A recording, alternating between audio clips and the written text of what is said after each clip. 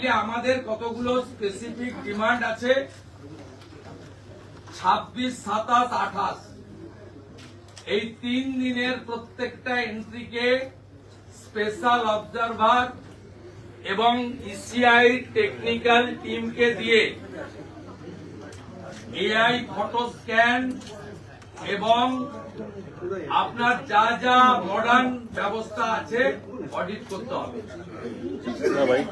5.5 কোটি এন্ট্রির পর থেকে 6,75,00,000 যে এন্ট্রি 1,25,00,000 বিশেষ করে স্টেট অবজারভার মাননীয় সুব্রত গুপ্ত এবং জোন অবজারভার তারা অ্যাপয়েন্ট, তাদের মিটিং এবং তারা ফিল্ডে গতকাল থেকে কাজ করছেন। তার আগে পর্যন্ত 1,25,00,000 যে রাতারাতি এন্ট্রি করা হয়েছে, এতে আপনার ইআরও, এইআরও, আইপ্যাক ইনভলভ। আমি আপনাকে 2-3টে পয়েন্ট বলছি, তারপরে ওরা বেরিয়ে যাবে, আপনার রিপ্লাইটা ওদের সামনে হবে। আমার 1 নম্বর পয়েন্ট হচ্ছে 5,50,00,000 থেকে 6,75,00,000 আপনাকে অডিট করতে হবে। প্রচুর a large section of ERO and AERO they are involve এই স্ক্যাম এটা।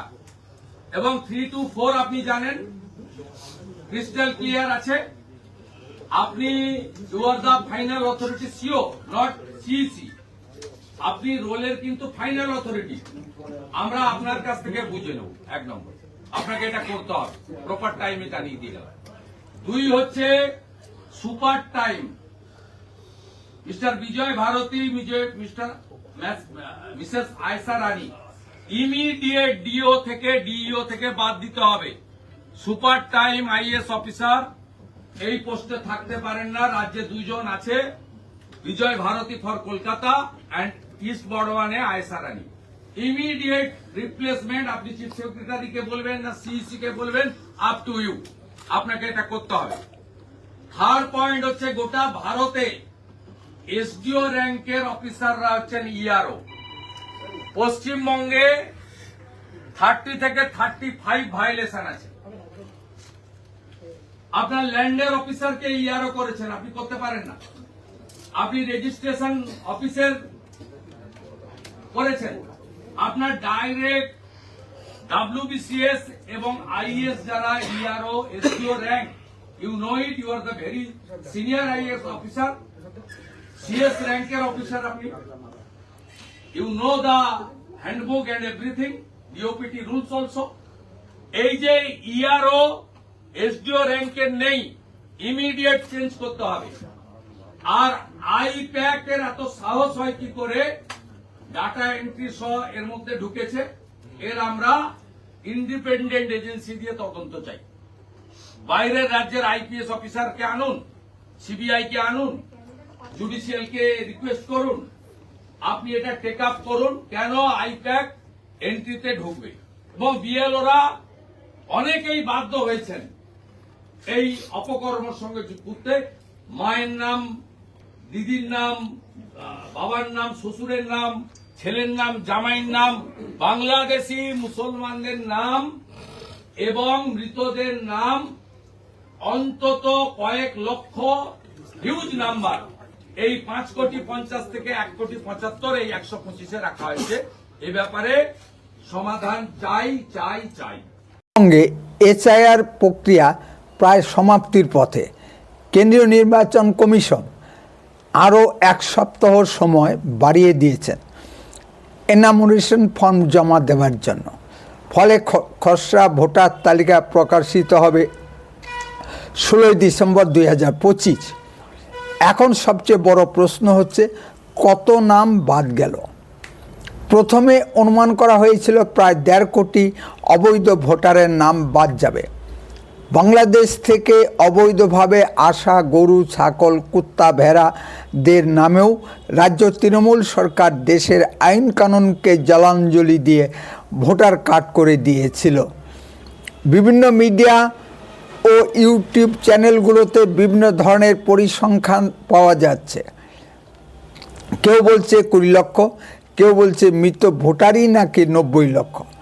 তবে নির্বাচন কমিশনের ওয়েবসাইটে যে তথ্য পাওয়া যাচ্ছে, মৃত, স্থানান্তরিত ও নিখোঁজ ভোটারের সংখ্যা মিলিয়ে প্রায় ৩৫ লক্ষ। ২০ লক্ষ ফর্ম এখনও জমা পড়েনি। এটা গত ৩০শে নভেম্বরের হিসাব। শুধু কলকাতাতেই প্রায় ২ লক্ষাধিক ভোটার একাধিক বুথ কেন্দ্রে নাম তুলেছে।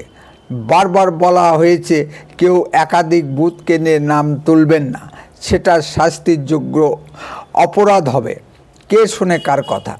যথারীতি নির্বাচন কমিশনকে বুড়ো আঙ্গুল দেখিয়ে ভোটাররা একাধিক কেন্দ্রে নাম নথিভুক্ত করেছে। নমস্কার, আপনারা শুনছেন উত্তরে কণ্ঠ। উত্তরে কণ্ঠ থেকে আমি প্রভাত বসাক, তুফানগঞ্জ, কোচবিহার। পশ্চিমবঙ্গে মোট ভোটারের সংখ্যা ৭,৬৫,০০,০০০ মতো। হিসাব মতো পশ্চিমবঙ্গে ভোটার থাকা উচিত হয় ৬ কোটি, অর্থাৎ পশ্চিমবঙ্গে ১,৬৫,০০,০০০ অবৈধ বাংলাদেশি মুসলিম অনুপ্রবেশকারী ভোটার ইতিমধ্যে ঢুকে বসে আছে। ভারতে ৫ থেকে ৬ কোটি অবৈধ বাংলাদেশি মুসলিম অনুপ্রবেশকারী ঢুকে বসে আছে।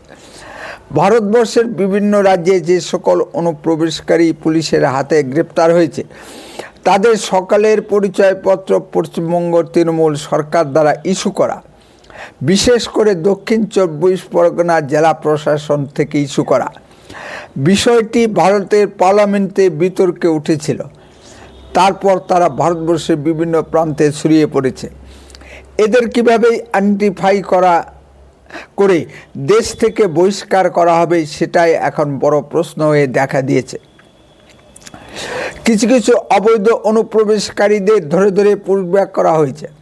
তৃণমূল, সিপিএম ও কংগ্রেস ইত্যাদি ধর্মনিরপেক্ষ নামধারী রাজনৈতিক দলগুলো বাধা হয়ে দাঁড়াবে। এই দলগুলোর উস্কানিতেই তো এই অবৈধ বাংলাদেশি মুসলিম অনুপ্রবেশকারীরা ভারতে ঢুকতে সাহস পেয়েছে ও আশ্রয় পেয়েছে। এসআইয়ের ভয়ে পিলপিল করে অবৈধ বাংলাদেশি মুসলিম অনুপ্রবেশকারীরা বাংলাদেশে পালাচ্ছে। আমাদের মুখ্যমন্ত্রী মমতা ব্যানার্জি বা বাংলাদেশের সাবেক প্রধানমন্ত্রীর দয় শেখ হাসিনা বা খালেদা জিয়া কখনো অবৈধ বাংলাদেশি মুসলিম অনুপ্রবেশকারীদের কেউ স্বীকার করেন না। দেখা যাচ্ছে কেউ কেউ আবার প্রাথমিক ভয় কাটিয়ে ফিরে আসতে শুরু করেছে। বিরোধী দলনেতা শ্রী শুভেন্দু অধিকারীর মতে পালানো অবৈধ মুসলিম অনুপ্রবেশকারীদের সংখ্যা প্রায় ৫ লাখ। আমাদের তুফানগঞ্জ মহকুমার বালাবুত অঞ্চলের চর বালাবুতের এবং দেওচরে অঞ্চলে কালজানি নদীর চর অঞ্চলে বসবাসরত অবৈধ বাংলাদেশি মুসলিম অনুপ্রবেশকারীরা প্রাথমিক অবস্থায় ভয়ে পালিয়ে গিয়েছিল। এখন আবার কেউ কেউ ফিরে আসছে। যে রিপোর্টগুলো সংবাদ মাধ্যমে প্রকাশিত হচ্ছে, তাতে দেখা যাচ্ছে অবৈধ মুসলিম অনুপ্রবেশকারীরা বাপ ভাড়া নিয়ে, শ্বশুরকে বাপ দেখিয়ে, বউকে বোন বানিয়ে এনামোনেশন ফর্ম ফিল আপ করছে। নবদ্বীপে একজন বাবার ১০০ জন ছেলে। কেউ কেউ অভিযোগ করেছেন তার অজান্তেই তার এপিক নাম্বার ব্যবহার করে এনামোনেশন ফর্ম ফিল আপ করা হয়েছে। আমি আগের কোনো ভিডিওতে প্রশ্ন তুলেছিলাম যে আপনার অজান্তেই ক্যাজুয়াল ডাটা অপারেটররা আপনার এপিক নাম্বার ব্যবহার করে অনুপ্রবেশকারী মুসলিমদের নাম নথিভুক্ত করে দিবে। কারণ মাননীয় বিরোধী দলনেতা শ্রী শুভেন্দু অধিকারী মহাশয় আগেই অভিযোগ তুলেছিলেন যে ডিএম এসডিওরা অবৈধ বাংলাদেশি মুসলিম অনুপ্রবেশকারীদের নাম নথিভুক্ত করতে বিএলওদের উপর চাপ প্রয়োগ করছে। তার দেখা দেখি কিছু অতি চালাক হিন্দু ভোটাররা অবৈধভাবে মিথ্যা তথ্য দেখিয়ে ফর্ম ফিল আপ করছে। হিন্দুদের ক্ষেত্রে পরিষ্কার বলে দেওয়া হয়েছিল যে সকল হিন্দুদের নাম ২০০২ সালের ভোটার তালিকায় নেই, তাদের সিএ অ্যাপ্লিকেশন করে এনামোনেশন ফর্ম ফিল আপ করতে হবে। এই ধরনের অতি চালাক হিন্দুদের জন্য আগামীতে মহাবিপদ অপেক্ষা করছে। কিছু কিছু হিন্দু এখনও বাংলাদেশে অবস্থান করছে, তারা আবার তাদের আত্মীয় স্বজনদের মাধ্যমে বিভিন্ন কায়দা কানুন করে ফর্ম ফিল আপ করছে। সব মিলিয়ে এক ভজঘট অবস্থা সৃষ্টি হয়েছে। তৃণমূল অভিযোগ করেছে এই এসআইআর এর জন্য নাকি 40 জন মানুষের মৃত্যু হয়েছে। পশ্চিমবঙ্গে প্রায় 90-95 হাজার বুথ, ঠিক তত সংখ্যক বিএলও নিযুক্ত হয়েছে। এদের ভিতর 10-20 জন রোগে আক্রান্ত হয়ে মারা যেতেই পারে, এটাই স্বাভাবিক। প্রতিদিন তো রোড অ্যাক্সিডেন্ট হয়ে কত মানুষ মারা যায়, তার জন্য দায়ী কে? আসল কথা, এসআইআর প্রক্রিয়া বানচাল করার জন্য তৃণমূল এই সকল অপযুক্ত দাঁড় করাতে চেষ্টা করছে। কারণ এসআইআর প্রক্রিয়ায় তৃণমূলের মাথায় বাজ পড়েছে। এতদিন ধরে তৃণমূল মনের সুখে মৃত ব্যক্তিদের নামে ছাপ্পা ভোট দিয়ে এসেছে। পশ্চিমবঙ্গের স্বর্গ থেকে এসেও তৃণমূলকে ভোট দিয়ে যায়। তৃণমূল এত ভালো কাজ করেছে যে ভোটের সময় স্বর্গবাসীরাও আর ঠিক থাকতে পারেন না, স্বর্গ থেকে নেমে এসে তৃণমূলকে ভোট দিয়ে যান। এসআইআর প্রক্রিয়া তৃণমূলের সে গুড়িয়ে বালি ছড়িয়ে দিয়েছে। এই করেই তৃণমূল পশ্চিমবঙ্গে জয়ী হতো। মমতা ব্যানার্জির রাজনীতিই ছিল মুসলিম ও অনুপ্রবেশকারী মুসলিমদের নিয়ে। এবার ভারতীয় মুসলিম সম্প্রদায়ও মমতা ব্যানার্জিকে বিশ্বাস করতে পারছে না। এসআইআর বানচাল করতে তৃণমূল কী না করেছে। সঠিক ও নির্ভুল ভোটার তালিকা প্রকাশিত হবে, তাতেও তৃণমূলের আপত্তি।